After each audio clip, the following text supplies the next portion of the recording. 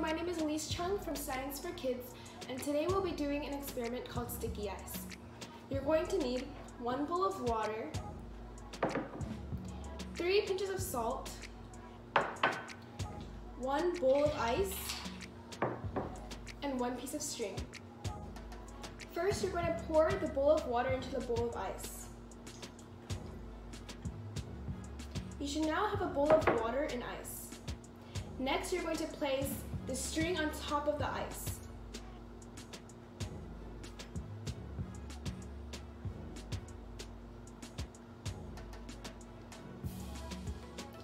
Next, you're going to sprinkle 3 pinches of salt over the ice.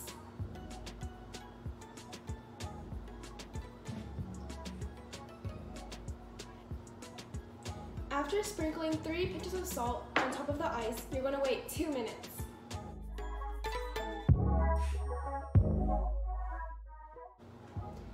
After 2 minutes have passed, lift up your string. Ta-da! So how does this experiment work? The salt sprinkled onto the ice causes it to start melting. Water freezes at exactly 32 degrees Fahrenheit, but when the salt touches the ice, it lowers the freezing point.